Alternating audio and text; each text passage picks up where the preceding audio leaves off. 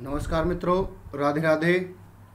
आप सभी का स्वागत है भारत के सबसे बड़े ऑनलाइन लर्निंग प्लेटफॉर्म अनअकैडमी पर।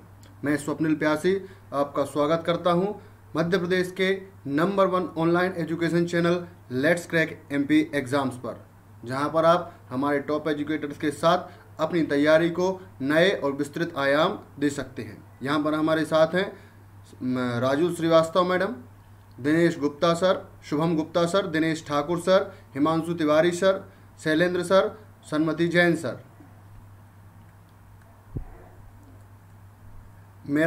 जहाँ तक मेरा सवाल है, मेरा नाम है Swapnil Pyasi. I am founder and director of Pyasi classes Damoh.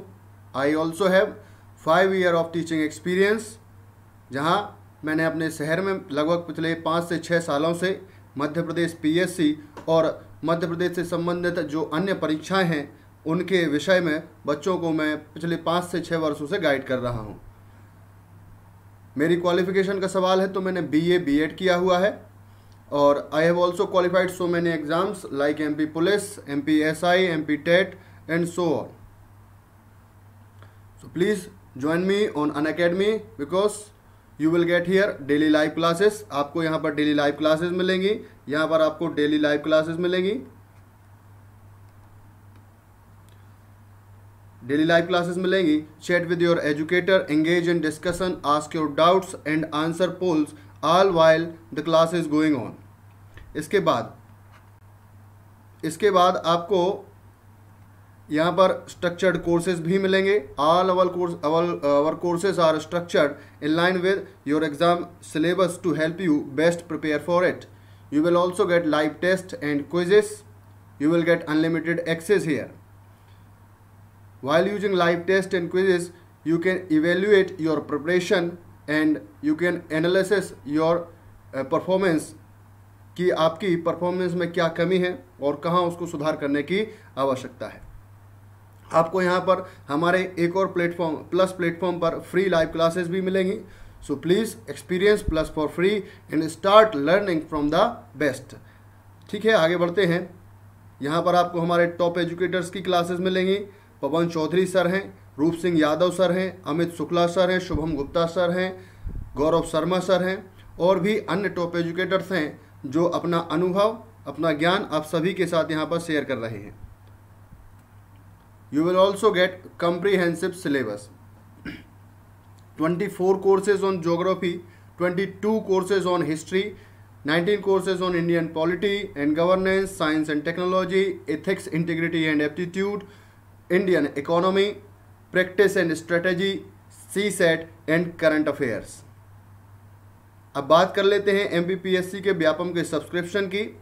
यदि आप एमपीपीएससी एंड व्यापम का सब्सक्रिप्शन लेते हैं, यदि आप मध्य प्रदेश से हैं, तो आपको करना क्या है, आपको मेरा कोड यूज़ करना है जिससे आपको 10% का डिस्काउंट मिल जाएगा। डिस्काउंट मिलने के बाद जो फीस 12 महीने की 7,000 है, वो 7,000 की जगह आपको 6300 में मिलेगा। कितने में मिलेगा? 6300 में। 7,000 की जगह ये कितने में हो जाएगा? 6300 में। और यदि आप 24 महीने का प्लान लेते हैं तो वो 8400 की जगह पर आपको पड़ेगा 7,560 में। सो प्लीज सब्सक्रिप्शन लीजिए। चलिए इसी क्रम को आगे बढ़ाते हैं। एडमिशन प्रोसीजर क्या रहेगी कि यदि आप मेरी स्पेशल क्लासेस चाहते हैं तो आपको करना क्या है, आपको अनअकैडमी ऐप डाउनलोड करना है, लर्निंग ऐप डाउनलोड करना है और अनअकैडमी पर मुझे जा करके सर्च करके मुझे फॉलो करना है। इसके बाद जो भी मैं पढ़ा रहा हूँ वो उसके नोट्स आपको पीडीएफ फॉर्मेट में मिलेंगे। इसके लिए भी आपको टेलीग्राम चैनल पर मेरा ग्रुप स्वप्निल प्यासी PDF SWAPNILPYASI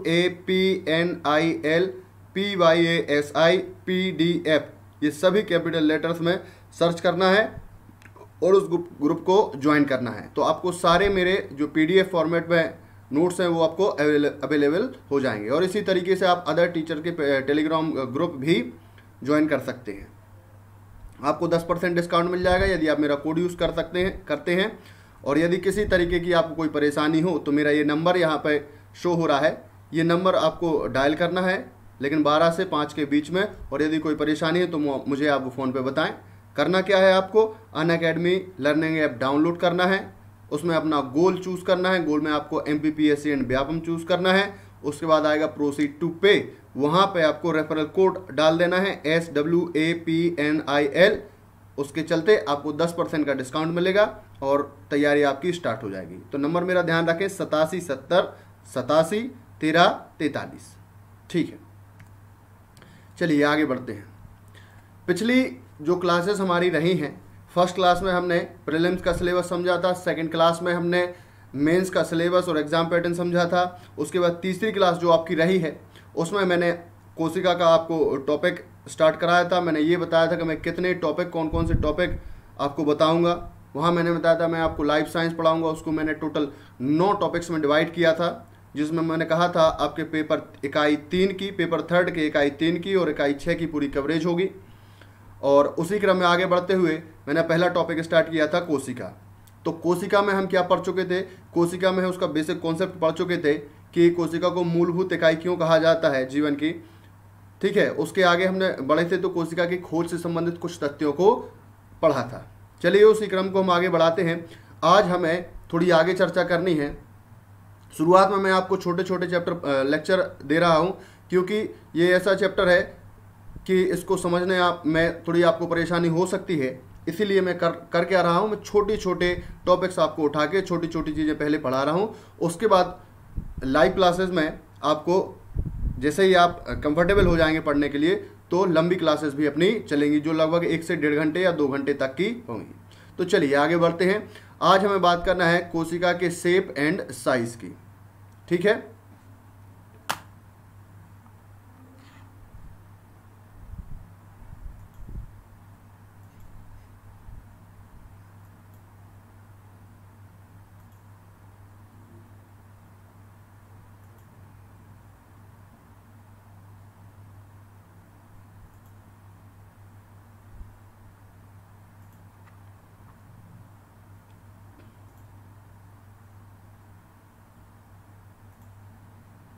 तो कोशिका के शेप एंड साइज की बात करने के लिए आगे बढ़ते हैं। तो कोशिका जो है वो विभिन्न आकृतियों और आकार की हो सकती है। Cells can be different shapes and size. कोशिका की एक निश्चित आकृति, जरूरी नहीं है कि निश्चित आकृति हो, उसकी आकृतियां और आकार अलग अलग भी हो सकते हैं। आगे बढ़ते हैं। कई प्रकार की कोशिकाएं विभिन्न जीवों या एक ही जीव के विभिन्न अंगों में पाई जा सकती हैं। Many types of cells can be found in different organisms or different organ of the same organisms। मतलब एक से अधिक प्रकार की कोशिकाएं कई अलग अलग जीवों में पाई जा सकती हैं और एक ही जीव के अलग अलग अंगों में भी पाई जा सकती हैं। ये थोड़ा सा कॉन्सेप्ट हुआ। आगे बढ़ते हैं। जैसे ये कोशिकाएं आप देख सकते हैं, स्मूथ मसल सेल ये आपको दिख रही है, ब्लड सेल यहाँ पर ये आपको ब्लड सेल दिख रही है। ठीक है, इसके बाद आप नर्व सेल देख पा रहे हैं, इसके बाद आप ओवम यानी कि एक अंडाणु को देख पा रहे हैं। फिर आप ये देखिए ये क्या है, बोन सेल है एक। ठीक है, यहाँ पर एक ये फैट सेल है। इस तरीके से आप कई तरीके की कोशिकाएं यहाँ पर देख सकते हैं। इसी क्रम को आगे बढ़ाते हैं। फिर हमें ये ध्यान देना है कि जनरली सामान्यतः कोशिका जो होती है वो कैसी होती है, गोल होती है। जनरली कोशिका गोल हो सकती है, लंबी हो सकती है, लेकिन कुछ कोशिकाएं बहुत ही लंबी तथा किनारों पर नुकीली होती हैं। Normally the cell is round long but some cells are very long and pointed at the edges। कहने का मतलब क्या हुआ, कुछ कोशिकाएं कैसी होती हैं, गोल हो जाती हैं, कुछ कोशिकाएं लंबी होती हैं जैसे आपने पीछे देखा है, लेकिन कुछ कोशिकाएं ऐसी होती हैं जो बहुत ही लंबी होती हैं और किनारों पर नुकीली भी हो सकती हैं। कोशिका में जो विभिन्नता पाई जाती है, यहाँ पर हम चर्चा कर रहे हैं कोशिका की विभिन्नता की। कोशिकाओं में विभिन्नता उनके कार्य के अनुसार पाई जाती है। किसके अनुसार, कार्य के अनुसार। Variation in cells is found according to their function. ऐसा नहीं है कि आप ये सोचेंगे कोशिका में जो विभिन्नता पाई जाएगी वो कुछ और रीजन से पाई जाएगी। जैसे हाथी की कोशिकाएं और जो व्यक्ति की कोशिकाएं हैं या चूहे की कोशिकाएं वो अलग अलग होंगी, क्योंकि वो हाथी है वो बड़ा है साइज में, ये चूहा छोटा है साइज में। इसके हिसाब से उनकी जो कोशिकाएं हैं सेल्स में उसमें डिफरेंस पाया जाएगा, अंतर पाया जाएगा। ऐसे इस तरीके से नहीं पाया जाएगी। तो कोशिकाओं में जो विभिन्नता होगी वो उसके कार्य के अनुसार होगी। Variation in cells is found according to their functions. ठीक है ना। तो सेल साइज की यहाँ पे हमने बात करी है, काय की चर्चा करी है यहाँ पर हमने सेल की साइज की, कि ये देखिए पुरकिंजे सेल है, ये मोटर न्यूरॉन है, ये लंबी कोशिका है, ठीक है। स्मूथ मसल सेल्स हैं जो पीछे आप देख सकते हैं। ह्यूमन माउस जो एग है उसकी भी ये कोशिका है। इस तरीके से हमने ये समझा कि कोशिका में जो भिन्नता है उनके कार्यों के अनुसार पाई जाती है। कोशिकाओं की जो आकृति एवं आकार है उनके विशिष्ट कार्यों के अनुरूप होते हैं। तो कहने का मतलब है जो स्पेसिफिक कार्य कोशिका करती है, क्या बोल रहा हूं मैं, जो विशिष्ट कार्य कोशिका करेगी उसके अनुरूप ही उसकी आकृति एवं आकार होगी। यानी कि the shape and size of cells correspond to their specific function. कुछ कोशिकाएं अपना आकार बदलती हैं, some cells change their shape. उदाहरण के तौर पे जैसे हम देखें, एक कोशिक अमीबा, काय की बात कर रहे हैं हम, एक कोशिक अमीबा जो कि अपने आप में एक पूर्ण विकसित क्या है, जीव है। हमने यहाँ पर चर्चा की है एक कोशिक अमीबा की, ठीक है, जो अपने आप में एक पूर्ण विकसित जीव है जिसका अपने आप में एक स्वतंत्र अस्तित्व है। A cellular amoeba is the fully fledged organism that has independent existence. वहीं दूसरी तरफ हम बात करें WBC यानी कि व्हाइट ब्लड सेल की, श्वेत रक्त कोशिका की, जो एक सिंगल कोशिका है। इनको आप यहाँ पर चित्र में भी देख सकते हैं। ये अमीबा है। अमीबा क्या करता है, इसकी आकार और आकृति क्या होती रहती है, इसका आकार और आकृति अपने कार्यों के अनुसार ये क्या होती है, बदलती रहती है। इसमें आप अमीबा को व्यवस्थित तौर पर देख सकते हैं। ये उसका पादाब है, सुडेपो है, फिर उसका ये न्यूक्लियस है, फूड वेक्यूल से खाद्य रसधानी है, क्रिस्टल यहाँ पर आपको दिख रहा है उसकी, प्लाज्मा मेम्ब्रेन आपको यहाँ पर दिख रही है, कॉन्ट्रैक्टिव वोक्यूल्स यहाँ पर आपको दिख रहे हैं, उसका एंडोप्लाज्म है, ये उसका एक्टोप्लाज्म है, ये चीज़ें आपको दिख रही हैं। दूसरी कोशिका यहाँ पर आप देखते हैं व्हाइट ब्लड सेल है जो ल्यूकोसिस्टल है, ठीक है। तो इस तरीके से हमने यहाँ पर क्या समझा कि कोशिका की आकृति उनके विशिष्ट कार्यों के अनुरूप होगी। कुछ कोशिकाएं अपना आकार भी बदलती हैं। आगे बढ़ें, कुछ जीवों में कुछ कोशिकाएं अपना आकार बदलती हैं, लेकिन कुछ जीवों में कोशिका का आकार लगभग स्थिर रहता है। Cell size is almost constant in some organisms. कहने का मतलब है कुछ कोशिकाएं जो हमने देखा, अमीबा जो अपने आप में एक कोशिका है, वो उसके नीड्स के अकॉर्डिंग, उसके कार्य के अकॉर्डिंग उसकी जो साइज है वो क्या हो रही है, बदल रही है। शेप उसका क्या हो रहा है, बदल रहा है। लेकिन कुछ कोशिकाएं ऐसी होंगी हमारे शरीर में या अन्य जीवों के शरीर में जिनका आकार जो है लगभग कैसा रहेगा, स्थिर रहेगा। जनरली कैसा रहेगा, स्थिर रहेगा, जो चेंज नहीं होगा। Cell size is almost constant in some organisms. जैसे हम देख सकते हैं तंत्रिका कोशिका, हमने कहा की बात करी, तंत्रिका कोशिका, यानी कि हम बात कर रहे हैं नर्व सेल की। नर्व सेल करती क्या है, चाहे आप हाथी की बात कर लें, चाहे चूहे की बात कर लें, इसका काम एक ही है। इसका काम है संदेश प्राप्त करना, मैसेज प्राप्त करना और उसका क्या करना, स्थानांतरण करना। मैसेज प्राप्त करके उसका क्या करती है, स्थानांतरण करती है। It takes message and transfer it, receive message and transfer it, जिसके द्वारा शरीर में नियंत्रण एवं समन्वय होता है। The message that is received by the nerve cell and transferred by it which control and coordination takes place in the body। तो हमने यहाँ पर समझा कि कुछ कोशिकाओं की साइज बदलती रहती है, लेकिन कुछ की साइज कैसी होती है, स्थिर रहती है। तो ये कॉन्सेप्ट भी हम कोशिका का समझे। ऐसी उदाहरण क्या है जिसकी साइज बदलती रहती है नीड के अकॉर्डिंग, अमीबा एक कोशिक जीव है जिसकी साइज लगभग स्थिर है। ऐसी कोशिका का उदाहरण क्या हो गया, तंत्रिका कोशिका हो गई, नर्व सेल हो गई, जिसका काम ही है कि मैसेज प्राप्त करो, उसका ट्रांसफर करो और इसी के द्वारा बॉडी में कंट्रोल और कोऑर्डिनेशन होगा। आगे बढ़ते हैं, ये है न्यूरॉन सेल। इसको आप व्यवस्थित तरीके से देख पा रहे हैं कि ये देखिए ये कैसी है। इसको आप देखिए, जो तंत्रिका कोशिका है ये इसका डेंड्रॉइड है, ये इसकी सेल बॉडी है, ये इसका आखिरी पोर्शन है, ये इसका एक्सॉन है। होता क्या है कि चाहे चूहे में देख लो आप, चाहे हाथी में, इसका साइज इसी तरीके से रहेगा। ये लंबी रहेगी, तुर्क रूपी है, किनारों पर एज्ड है, नुकीली है और बहुत ही लंबी है। आगे बढ़ते हैं, अमीबा जो हमने पीछे देखा है, अमीबा जो हमने पीछे देखा है उसकी आकृति कैसी हो रही है, बदल रही है। हमने पीछे समझा है कि अमीबा की जो आकृति है वो बदलती है। तो अमीबा की ये बदलती हुई आकृति उसके पादाब बनने के कारण होती है, पादाब बनने के कारण होती है, जो उसे क्या प्रदान करती है, गति प्रदान करती है। गति क्यों चाहिए उसको, ताकि वो भोजन ग्रहण कर पाए, भोजन ग्रहण करने में सक्षम हो पाए। तो हमने ये समझा कि अमीबा की जो बदलती हुई आकृति है वो उसके पादप बनने के कारण है। The changing shape of the amoeba is due to the formation of pseudopod, है ना, which helps it to speed and take food, जो कि उसको खाने में क्या करता है, मदद करता है। कहने का मतलब है ये आकृति ये कहलाते हैं उसके पादप। यहाँ पर आप ये देख सकते हैं, ये उसके क्या कहलाते हैं, पादप। ये चेंज क्यों हो रहे हैं, ये चेंज इसलिए हो रहे हैं ताकि ये गति कर सके, और गति कर सके जैसे ये खाना है, यहाँ पर ये खाना है, तो इसको ये क्या कर लेगा, घेर लेगा, और उसके बाद इसको ये ऐसा अपने आप में क्या कर लेगा, कवरेज कर लेगा। तो बात वही हो गई कि कोशिका की जो ये गति है, ये पादप है, ये बदलती हुई जो आकृति है उसके पादप बनने के कारण हुई। पादप का मतलब क्या होता है, सूडोपोड। ये पादप क्यों बनते हैं, ये इसलिए बनते हैं क्योंकि उसको क्या चाहिए है, गति चाहिए। गति मतलब उसको आगे बढ़ना है, उसको आगे बढ़ना है क्योंकि उसको आगे इसलिए बढ़ना है क्योंकि उसको दिख रहा है आगे उसका क्या है, भोजन है। तो ये उसको क्या करेगा, घेर लेगा इस तरीके से, और फिर अपनी आकृति को फिर से दोबारा क्या कर लेगा, चेंज कर लेगा, और इस खाने को अपनी बॉडी के अंदर क्या कर लेगा, ले लेगा। तो ये खाना उसके कहाँ गया, अंदर आ गया। बात समझ में आ रही कि नहीं आ रही। तो गति, पादप से उसको क्या मिलती है, गति मिलती है, जिससे वो क्या कर पाता है, अपना भोजन ग्रहण कर पाता है और अपना पोषण कर पाता है। ठीक है, आगे बढ़ते हैं।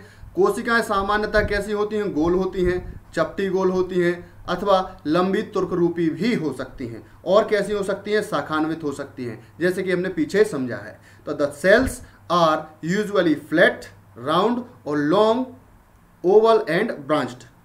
ठीक है, जैसे आपने एक न्यूरॉन सेल देखी और अन्य सेल्स भी पीछे मैंने आपको चित्र में दिखाई हैं।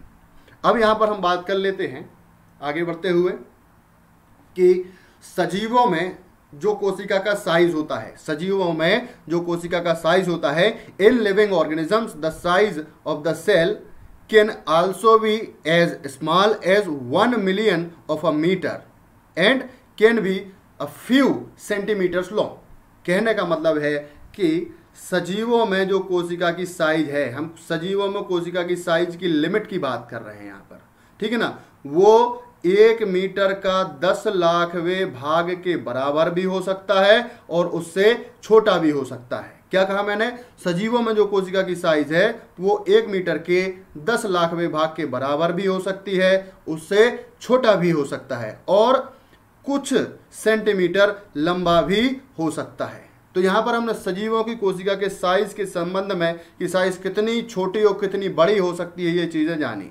तो फिर यहाँ पर कई बार प्रीलिम्स के पर्सपेक्टिव से कई क्वेश्चन आ जाते हैं कि सबसे छोटी कोशिका कौन सी है, उसका साइज क्या है, सबसे बड़ी कोशिका कौन सी है, उसका साइज क्या है। तो उसके बारे में भी हम आगे चर्चा कर लेते हैं। सबसे छोटी कोशिका की हम चर्चा करें तो स्मॉलेस्ट सेल वो कौन सी है, तो सबसे छोटी जो कोशिका है वो कौन सी कोशिका है, जीवाणु कोशिका है, दैट इज बैक्टीरियल सेल। ठीक है, अब इसकी हम साइज की बात करते हैं। बैक्टीरियल सेल की जो साइज है वो लगभग 0.1 to 0.5 माइक्रोमी है, मतलब 0.1 से लेके 0.5 माइक्रोमी हो सकती है। ये काय की बात कर रहे हैं हम, जीवाणु कोशिका की, यानी कि बैक्टीरियल सेल की। ये आपको इसको आप चित्र में देख सकते हैं। एक कोशिका मैंने बताया ना अपने आप में संपूर्ण जीव हो सकती है। ये बैक्टीरिया भी अपने आप में क्या है, एक प्रकार का जीव है, एक कोशिक जीव है। तो हमने देखा सबसे छोटी कोशिका the smallest cell is bacterial cell, जीवाणु कोशिका है, जिसकी साइज यहाँ पर आपने देखी 0.1 से 0.5 माइक्रोमी यानी 0.1 to 0.5 माइक्रोमी है। इसके बाद आ जाती है सबसे बड़ी कोशिका कौन सी है, उसकी साइज क्या है। तो सबसे बड़ी कोशिका की हम बात करते हैं, the largest cell is ostrich egg, यानी कि सबसे बड़ी कोशिका जो है वो है शुतुरमुर्ग का अंडा, और उसकी साइज कितनी है, उसकी साइज है 170 mm बाई 130 mm, मतलब 170 गुणित 130 मिलीमीटर जो उसकी क्या है, साइज है। ये सबसे बड़ी कोशिका है शुतुरमुर्ग का अंडा। शुतुरमुर्ग का अंडा हमने पहले आपको लग रहा होगा कोशिका को हम कैसे देख सकते हैं, चूंकि ये साइज में बड़ा है। शुतुरमुर्ग का अंडा अपने आप में एक कोशिका है, लेकिन ये साइज में इतना बड़ा है कि इसको हम खुली आंखों से अपनी देख पाते हैं। तो हमने इसके साइज के संबंध में यहाँ पर जाना कि 1 मीटर के 10 लाखवें भाग के बराबर भी हो सकता है, छोटा भी हो सकता है, सबसे छोटी कोशिका स्मॉलेस्ट सेल जीवाणु कोशिका है, बैक्टीरियल सेल है जिसकी साइज 0.1 to 0.5 माइक्रोमी है। सबसे बड़ी कोशिका लार्जेस्ट सेल ऑस्ट्रिच एग है, शुतुरमुर्ग का अंडा है। चूंकि साइज में बड़ा है इसलिए हम इसको देख पा रहे हैं। 170 mm से 130 mm के बीच में इसकी साइज है, 170 बाई 130। ठीक है, चलिए इसको आगे बढ़ाते हैं। इसके बाद कुछ चीजें जो हमें ध्यान रखना है, पॉइंट्स टू रिमेंबर इज कि कोशिका के साइज के संबंध की हम बात कर रहे हैं कि कोशिका की साइज जो है ऐसा नहीं है कि किसी जंतु के साइज से है मैटर करता है, बल्कि कोशिका का साइज का संबंध जो है उसके कार्य प्रकार से होता है। The size of the cell is not related to the size of any plant और animal, but the size of the cell is related to its function. यहां पर हमने आपको बताया कि कोशिका की जो साइज है उसका संबंध किसी जंतु के साइज से नहीं है। यहां पर विशेष ध्यान रखें, इसको मैं अंडरलाइन कर दे रहा हूं कि कोशिका की जो साइज का संबंध है, relation of the size of cell, it is not related to any plant और एनी एनिमल। किसी भी पौधे अथवा जंतु के साइज से नहीं होता। यहां पर मैंने क्या लिखा है, बल्कि कोशिका के साइज का संबंध उसके कार्य प्रकार से है, यानी कि उसके फंक्शन से है, रिलेटेड टू इट्स फंक्शन। कहने का मतलब है कोशिका किस तरीके का काम करती है उस कार्य की प्रकृति के अनुसार उस कोशिका की साइज होगी। इसको उदाहरण के तौर पे हम देख सकते हैं, जैसे तंत्रिका कोशिका। इसको एक बार फिर चर्चा में लेके आ रहा हूं। तंत्रिका कोशिका चाहे आप चूहे में देख लो और चाहे आप हाथी में देख लो, दोनों में ही ये लंबी और शाखान्वित होगी। और काम क्या है इसका, मैसेज ट्रांसफर का। Example, the nerve cell are long and branched in both, you will see this in mice and elephant, work as a message transfer. यानी कि कोशिका की जो साइज का संबंध है उसके काम से है, ना कि वो किस जीव में पाई जा रही है उसकी साइज से, ऐसा नहीं है। ध्यान रखना। तो कोशिका क्या कार्य करती है उस कार्य के अकॉर्डिंग, उसकी जरूरत के अकॉर्डिंग उसकी क्या होगी, साइज होगी, वो चेंज होती रहती है। ठीक है ना, ये ध्यान रखें। तंत्रिका कोशिका की हमने यहां पर बात की, चाहे आप चूहे में देख लो चाहे हाथी में, वो लंबी ही पाई जाएगी, पीछे आपने चित्र में देखा है, पिक्चर में देखा है, और शाखान्वित होगी। और काम क्या करेगी, मैसेज ट्रांसफर का। ठीक है, बस फर्क ये हो जाएगा कि हो सकता है हाथी में 4 लाख ये कोशिकाएं पाई जाए और चूहे में 40 पाई जाए या 4 पाई जाए। ठीक है, संख्या जीव के अकॉर्डिंग होगी इसकी। चलें आगे बढ़ते हैं। जीवों में कोशिकाओं की संख्या, number of cells in living organisms. यहां पर इस चीज की भी हम आगे चर्चा कर लेते हैं कि संख्या के आधार पर जीव कितने प्रकार के होते हैं, 2। Depending on the number they can be 2 types of organisms. एक कौन से होते हैं, एक कोशिक जीव। पहले कौन से होते हैं, एक कोशिक जीव, और दूसरे होते हैं बहुकोशिक जीव। कहने का मतलब है यूनिसेल्यूलर एंड मल्टीसेल्यूलर। कोशिकाओं में की संख्या के आधार पर जीव 2 प्रकार के हो सकते हैं, एक कोशिकीय जीव और बहुकोशिकीय जीव। A cellular living organisms and the multicellular. इसके आगे ऐसे जीव जो एक कोशिका से बने हैं, यानी कि एक कोशिका से बने जीव। कैसे, एक कोशिका से बने जीव, इनको हम क्या कहते हैं, एक कोशिकीय जीव कहते हैं, एक कोशिकीय जीव कहते हैं। ऐसे जीव जिनका निर्माण एक कोशिका से हुआ है, अर्थात कहने का मतलब है एक कोशिका स्वयं में ही संपूर्ण जीव हो सकती है। कई बार ये फैक्ट प्रीलिम्स में भी और मेंस में ये चीजें पूछी जा चुकी हैं।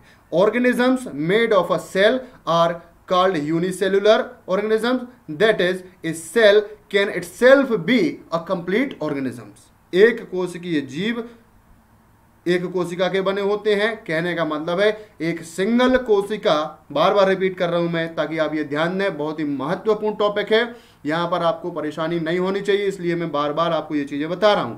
एक कोशिका अपने आप में ही एक संपूर्ण जीव हो सकती है। ऐसे उदाहरण कौन कौन से हैं, ऐसे उदाहरण आप देख सकते हैं। एग्जाम्पल्स आर अमीबा, क्लेमिडोमोनास, पैरामीशियम और बैक्टीरिया, और इस तरीके के अन्य जीव जो एक कोशिक हैं, अपने आप में एक कोशिका है।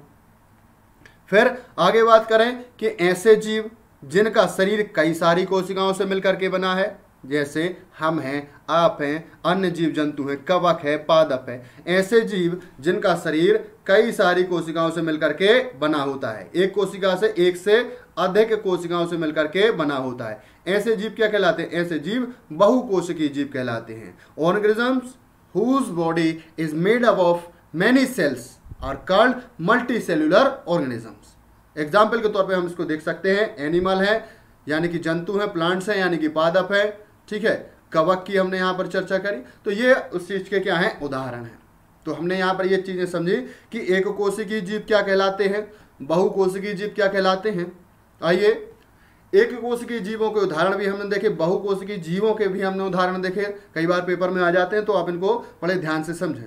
कुछ और चीजें भी यहाँ पर आपको बताना जरूरी है कि चाहे जो बहुकोशिकीय जीव है, मल्टी सेल्यूलर ऑर्गेनिजम्स हैं, ऐसा नहीं है कि वो अपने आप सीधा का सीधा कई सारी कोशिकाएं इकट्ठी होकर मिलकर के बन जाती हैं। एक कोशिकीय जीव जो है, प्रत्येक बहुकोशिकीय जीव जो है वो शुरुआत में एक कोशिकीय जीव ही होता है। चाहे आपका जन्म हुआ हो, चाहे मेरा हो, चाहे किसी भी जीव का, इसकी शुरुआत एक ही कोशिका से हुई है। प्रत्येक बहुकोशिकीय जीव या जो अरबों खरबों वाला जो जीव है उसका प्रारंभ भी एक कोशिका से ही होता है, जो कि एक क्या होता है? फर्टिलाइज्ड एग होता है, निषेचित अंडा होता है। एवरी मल्टी सेल्यूलर ऑर्गेनिजम्स और organisms with billion of cells also begin with a single cell which is a fertilised egg. इसको हम बहुत अच्छे तरीके से आगे आने वाले चैप्टर में, जिसका नाम रिप्रोडक्शन में, हम समझेंगे। होता क्या है, थोड़ा सा पोर्शन ये बता दूं कि जैसे ह्यूमंस को ले लो, यही सबसे ज़्यादा सरल पड़ता है कि क्या होता है वाइल डूइंग सेक्स। एक निषेचन जब होता है तो एक शुक्राणु इस अंडाणु को क्या करता है? निषेचित करता है। कुछ समय बाद ये निषेचित अंडाणु एक कोशिका एक से दो कोशिकाओं के रूप में बदल जाती है। अब ये दो कोशिकाएं दो से कितनी हो जाती हैं? 4 हो जाती हैं। दो से कितनी हो जाती हैं? 4। और 4 से ये बट के फिर कितनी हो जाती हैं? 4 से ये बट के कितनी हो जाती हैं? 8 हो जाती हैं। 8 से होने के बाद ये फिर कितनी हो जाती हैं? 32। जब ये 32 सेल्ड हो जाती हैं, 32 कोशिकीय स्तर पर पहुंचती हैं, तब यहाँ पर निर्माण हो जाता है भ्रूण का। यहाँ पे क्या का निर्माण हो जाता है? भ्रूण का। और 9 महीने के गर्भ काल के बाद एक शिशु का क्या हो जाता है? जन्म होता है। यहाँ पर एक शिशु का क्या होता है? जन्म होता है। तो इस तरीके से हमने यहाँ पर ये समझ लिया कि एक फर्टिलाइज्ड एग, एक सिंगल कोशिका किस तरीके से एक शिशु क्या हो गया? बन गया, जिसमें कई सारी कोशिकाएं क्या हो रही हैं? पाई जा रही हैं। तो यहाँ पर मेरे हिसाब से आपको ये बात समझ में आ गई होगी कि प्रत्येक बहुकोशिक जीव जो है, अरबों खरबों कोशिकाओं वाला जीव जो है, वो ऐसा नहीं है कि वो कई सारी कोशिकाएं डायरेक्ट आ गई हो, वो एक कोशिका से ही शुरू हुआ है, जो कि ये क्या होती है? निषेचित अंडा। निषेचन के फलस्वरूप वो 2 कोशिकाओं में बढ़ता है, उसका केंद्रक बढ़ता है, फिर वो 4 कोशिकीय हो जाता है, 4 सेल्ड हो जाता है, 8 कोशिकीय हो जाता है, 8 सेल्ड हो जाता है, फिर उसके बाद 16 सेल्ड हो जाता है, उसके बाद 32 कोशिकीय हो जाता है, उसके बाद भ्रूण बनता है, और उसके बाद शिशु का क्या होता है? जन्म हो जाता है। तो आपने ये चीज समझी। ये निषेचित अंडा क्या करता है? पीछे मैंने आपको समझाया। ये निषेचित अंडा क्या करेगा? गुणन करेगा। गुणन हमने देखा कैसे एक कोशिका 1 से 2 कोशिकाओं में बदल गई, 2 कैसे 4 में बदल गई, और वो 4 कैसे 8 में, और 8 कैसे 32 में बदल गई, और एक शिशु का क्या हुआ? जन्म हुआ। उसमें क्या हुआ? गुणन होने के साथ साथ गुणन हुआ, हमने ये देखा गुणन हुआ, उसमें वृद्धि हुई, परिवर्धन हुआ, और समय के साथ साथ कोशिकाओं की संख्या बढ़ती गई है। This fertilised egg multiplies and the number of cells is increases with its growth. उसकी ग्रोथ के साथ क्या होती जाती है? बढ़ती जाती है। मेरे ख्याल से चीजें आपको समझ में आ गई होंगी। इसी क्रम को आगे बढ़ाते हुए हम ये समझें कि एक कोशिकीय जीव भी वो सभी आवश्यक क्रियाएं करता है जो बहुकोशिक जीव करते हैं। आवश्यक क्रियाएं क्या हैं? जो हमारे शरीर के तंत्र में आगे पढ़ना है कि सांस को लेना, तो एक कोशिकीय जीव भी वो आवश्यक क्रिया करेगा। जो बहुकोशिक जीव यानी कि आप, हम सांस तो लेते ही हैं, खाना तो खाते ही हैं, चलते फिरते हैं, ठीक है ना, निषेचन करते हैं, हम रिप्रोडक्शन करते हैं, जनन करते हैं, उत्सर्जन भी करते हैं। सेम जो काम हम और आप यानी कि बहुकोशिक जीवों के द्वारा किए जा रहे हैं, ऐसा नहीं है कि वो एक कोशिकीय जीव ना करें, वो पूरे कार्य एक कोशिकीय जीव भी करेंगे। तो मेरे ख्याल से आपको ये बात समझ में आ गई है कि a unicellular organisms also perform all the necessary actions that are performed by the multicellular organisms. एक कोशिकीय जीव के द्वारा भी वे सभी कार्य किए जाएंगे, वे सभी आवश्यक क्रियाएं की जाएंगी जो कि एक बहुकोशिकीय जीव के द्वारा करे जाते हैं। तो मेरे ख्याल से आपको यहाँ पर चीजें समझ में आ गई होंगी। कहने का मतलब ये है कि बहुकोशिक जीव जो होते हैं, हमारे शरीर में श्रम विभाजन होता है। श्रम विभाजन का मतलब ये होता है कि हमारे शरीर के विभिन्न अंग हैं और उन अंगों के सेपरेट काम हैं। उन अंगों के सेपरेट काम क्यों है? क्योंकि हमने पीछे समझा है कि प्रत्येक सजीव जो होता है कई सारी छोटी छोटी कोशिकाओं से मिलकर के बनाता है। एक साथ एक समान कोशिकाएं, आइडेंटिकल सेल्स मिलकर काय का निर्माण करती हैं? ऊतक का, जो कि स्पेसिफिक काम करता है। और एक जैसे ऊतक जो है एक अंग का निर्माण करते हैं। तो होता क्या है, एक अंग जो है एक विशेष तरीके का कार्य करता है। नाक सूंघने का काम करती है, या कोई चीज यदि चली जाए तो उसको छींक के माध्यम से बाहर निकाल देती है। हाथ लिखने का काम करते हैं, आपको इस तरीके से समझाने का काम करते हैं, है ना। तो हाथ अपना काम करते हैं, पैर अपना काम करते हैं, बेचारे कुछ नहीं तो चलते हैं, दौड़ते हैं, पैर ये काम करते हैं। तो कहने का मतलब है आप में, हम में, बहुकोशिक जीवों में श्रम विभाजन होता है। और वैसे ही श्रम विभाजन एक कोशिकीय जीव में होता है। आप कहें एक कोशिका अपने आप में स्वयं जीव, उसके अंग नहीं है, तो होता क्या है, एक कोशिका के जब हम अंग पढ़ेंगे तो उनको भी देखेंगे। एक कोशिकीय जीव में कई सारे क्या पाए जाते हैं, अंग पाए जाते हैं, उन्हें कोशिकांग कहते हैं। वो कोशिकांग भी अपना सेपरेट काम करते हैं, भोजन ग्रहण करते हैं, भोजन को शरीर से बाहर निकालते हैं और अन्य सभी क्रियाएं ये भी करते हैं। जैसे हमने अमीबा को देखा, तो वो भी तो एक कोशिकीय जीव है, वो पूरा अपना काम कर रहा है जैसा कि एक बहुकोशिकीय जीव करता है। ठीक है, आगे बढ़ते हैं। आगे बढ़ते हुए हम बात करते हैं कोशिकाओं के लक्षण की। यहाँ पीछे हमने कुछ कॉन्सेप्ट को समझा, उस कॉन्सेप्ट में आपने कुछ चीज़ें ये समझी हैं, देखी हैं, जिनमें कोशिकाओं की संख्या के बारे में चीज़ें समझी। और उसके बाद आपने जो समझना है चीज़ें, वो कौन से हैं, कोशिकाओं के लक्षण है, कैरेक्टरिस्टिक्स ऑफ सेल्स, इनको समझना है। तो कोशिकाओं को लक्षण से मतलब क्या है, कहने का मतलब कोशिकाओं के फीचर्स क्या हैं, कोशिकाओं के बारे में हम थोड़ा और जान रहे हैं, क्या स्पेसिफिक थिंग्स जो हैं कोशिकाओं की हो सकती हैं। जब आप कोशिकाओं को समझ लेंगे तो आगे जब आप बायोटेक्नोलॉजी पढ़ेंगे, जहाँ जैसे स्टेम सेल्स या अन्य चीज़ें जो आ रही हैं, उनको भी आपको समझने में मदद मिलेगी, जो कि आपको साइंस एंड टेक्नोलॉजी का एक पोर्शन होता है बायोटेक्नोलॉजी, उसको समझने में महत्वपूर्ण मदद करेगा। सेल बहुत महत्वपूर्ण टॉपिक है, इसलिए मैं इसको लंबा खींच रहा हूँ, छोटे छोटे टॉपिक्स में डिवाइड करके आपको पढ़ा रहा हूँ। हेडेक नहीं लेना है, आपको आराम आराम से तैयारी करना है। तो कोशिकाओं के लक्षण में सबसे पहले हम देखते हैं कि प्रत्येक जीवित कोशिका में कुछ आधारभूत कार्य करने की क्षमता होती है, जो कि सभी जीवों का क्या है, गुण है। Every living cell has the ability to do some basic work, which is the quality of all organisms. प्रत्येक जीवित कोशिका में कुछ आधारभूत बेसिक कार्य करने की क्या होती है, क्षमता होती है, जो सजीवों को क्या बनाती है, गुण बनाती है। ठीक है, आगे बढ़ते हैं। इनमें द्विगुणन की क्षमता होती है और क्या पाई जाती है, आनुवांशिक सूचनाएं पाई जाती है। यहाँ पर दूसरी बात हमने लिखी है, प्रत्येक सिंगल कोशिका में द्विगुणन की क्या होती है, क्षमता होती है, आनुवांशिक सूचनाएं पाई जाती हैं। They have the ability to duplicate, द्विगुणन की क्षमता होती है, एंड हैव जेनेटिक इंफॉर्मेशन। कहने का मतलब है प्रत्येक कोशिका, जो मैंने पीछे आपको समझाया, ये क्या है, कोशिका है ना, ये क्या हो गई, निषेचन अंडा हो गई। ये निषेचन के बाद इसका क्या हुआ, निषेचन के बाद ये क्या हो गई, एक से कितनी हो गई, 2। अब ये 2 से कितनी हो जाएगी, 4 हो जाएगी। 4 सेल पीछे मैंने आपको बताया, 4 से क्या हो जाएगी, ये 8। 8 के बाद ये क्या हो जाएगी, 32। 32 के बाद ये क्या बन जाएगा, एक भ्रूण बन जाएगा। उसके बाद क्या हो जाता है, शिशु का जन्म होता है। तो ये एक कोशिका से शिशु का तो जन्म हुआ है, तो आधारभूत कार्य करने की क्षमता भी यहाँ आपको क्लियर हो गई है ना। और द्विगुणन की क्या होती है, क्षमता।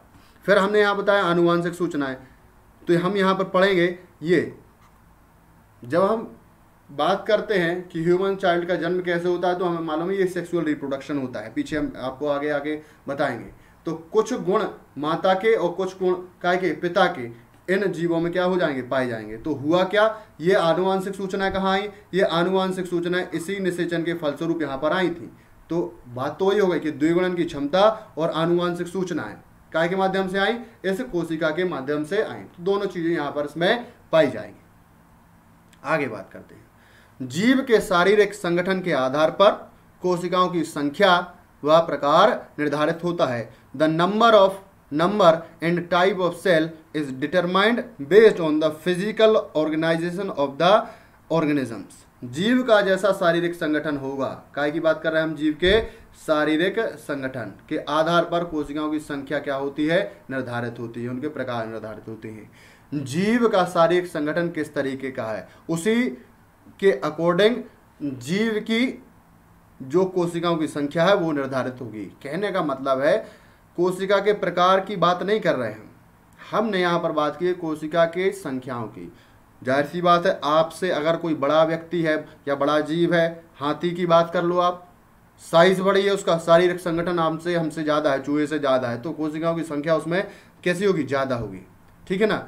और चूहे की बात करें, छोटी साइज है तो कोशिकाओं की संख्या क्या होगी, कम होगी। ये चीज़ें आपको मेरे हिसाब से क्लियर हो गई होंगी, चीज़ें आपको समझ में आ रही होंगी। कई बार जैसे मान लीजिए आपके प्रीलिम्स में निम्न में आ जाए क्वेश्चन के निम्न में से कोशिकाओं का लक्षण है या कोशिकाओं का लक्षण नहीं है, तो उसके लिए हमें करना क्या पड़ता है, कोशिकाओं के कैरेक्टरिस्टिक्स समझने के लिए पूरा कोशिका का चैप्टर हमारे लिए जरूरी है। और मेंस में आ जाए 5 नंबर में या 3 नंबर में, 3 नंबर में आता है तो आपको 2-3 लक्षण लिख देने हैं, और यदि 5 नंबर में आ जाए तो उसी को 5 से 6 लाइन में यानी कि 50 से ज़्यादा शब्दों में उसको क्या कर देना है, लिख देना है। तो कोशिकाओं के लक्षण में उसको आपको पूरे नंबर मिल जाएंगे यदि आप उदाहरण समेत व्यवस्थित तरीके से लिखते हैं। ठीक है, चलिए इसको आगे बढ़ाते हैं। एक समान रासायनिक संयोजन व उपापचय क्रियाएं करती हैं। यह स्वतंत्र रूप से अपनी प्रतिकृति कर सकती हैं। It performs the same chemical combination and metabolic functions. It can replicate duplicate independently.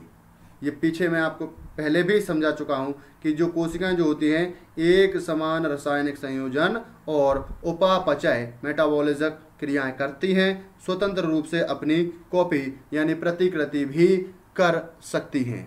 मेरे ख्याल से ये चीज़ें आपको व्यवस्थित तरीके से समझ में आ गई होगी। आगे बात करें, दोबारा मैं समझाना चाहूँगा कि छोटे जीवों में कोशिकाओं की संख्या क्या होती है, कम होती है। Small organisms have less number of cells, जबकि वेयरएज बड़े जीवों में उदाहरण के तौर पर हम हाथी, हिरण, शेर आदि में अधिक संख्या में कोशिकाएं पाई जाती हैं। Whereas in larger organisms more number of cells are found. Example के तौर पर एलिफेंट है, डियर है, लायन है आदि है। ठीक है, तो ये कोशिकाओं के कुछ हमने क्या समझे, यहाँ पर गुण समझे, और इन गुणों में क्या समझा हमने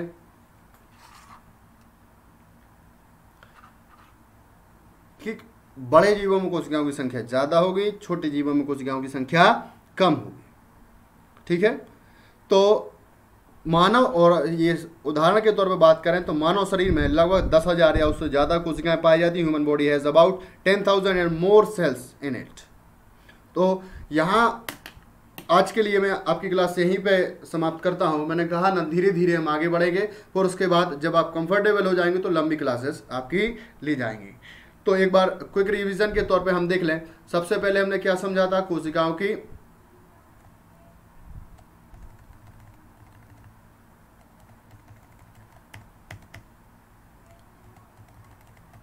की शेप और साइज के बारे में हमने चीज़ें समझी थी, है ना।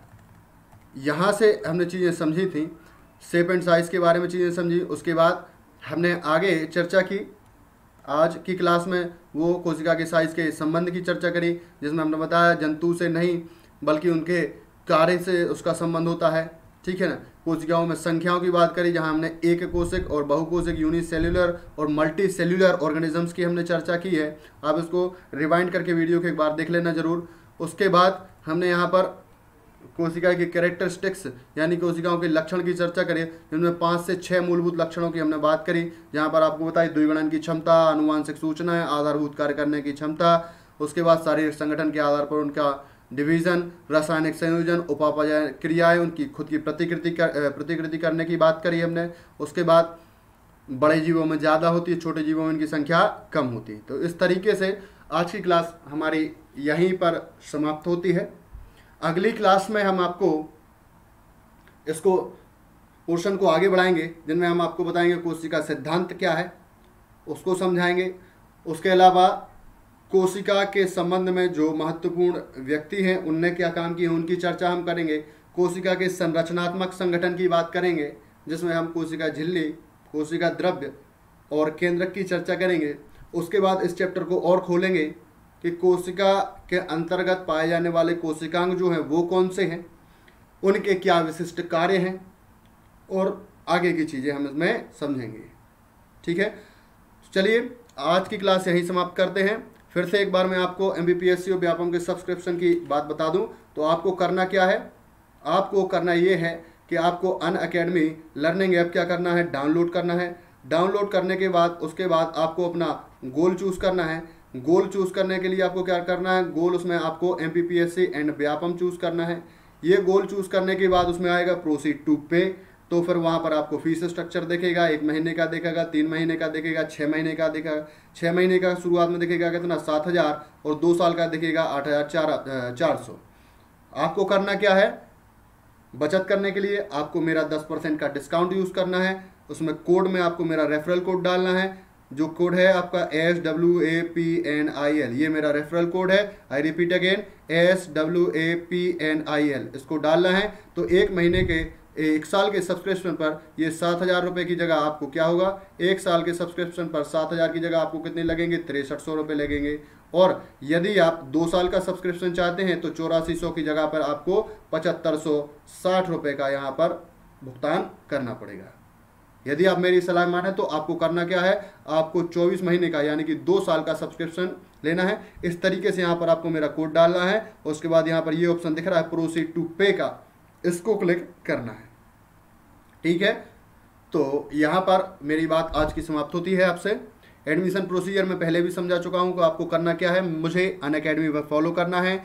PDF फॉर्मेट में नोट्स के लिए आपको टेलीग्राम चैनल पर मेरा ये जो ग्रुप दिया है ना, स्वप्निल प्यासी PDF, ये सभी चीज़ें स्वप्निल स्पेस प्यासी स्पेस PDF कैपिटल लेटर्स में इसको डालना है और ज्वाइन करना है। उसमें आपको नोट्स मेरे मिल जाएंगे। फिर 10% डिस्काउंट के लिए मेरा आप कोड यूज़ करें। और यदि किसी तरीके की परेशानी आती है सब्सक्रिप्शन लेने में या कोई चीज़ में दिक्कत आती है तो आपको मेरे इस दिए गए नंबर पे क्या करना है, कॉल करना है। लेकिन कॉल आपको कब करना है, 12 से 5 के बीच में, जब मैं क्लास नहीं ले रहा होऊंगा। 12 से 5 या 12 से 6 के बीच में। ठीक है, तो आपको करना क्या है, मेरा नंबर है 8770 87 13 43। ठीक है, इसको आप सेव कर लीजिए स्वप्निल प्यासी सर के नाम से। बढ़े आगे तो ठीक है, हमारे टेलीग्राम चैनल को भी डाउनलोड करें, जो our Telegram channel group for latest updates on our upcoming videos. So guys, आज की क्लास यहीं समाप्त होती है। राधे राधे, आगे की क्लास में फिर आपसे मिलेंगे। धन्यवाद।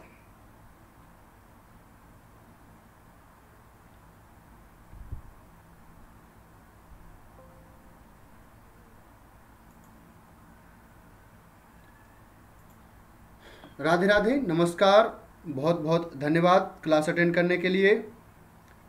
नमस्कार, राधे राधे, जय श्री राम।